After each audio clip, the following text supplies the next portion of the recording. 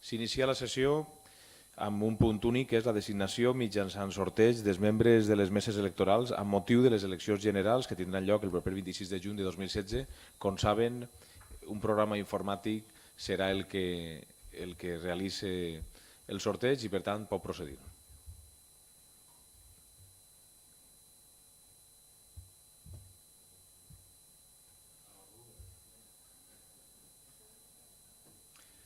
Bé, finalitzat el sorteig, està fent-se encara? Vale, doncs s'alça la sessió.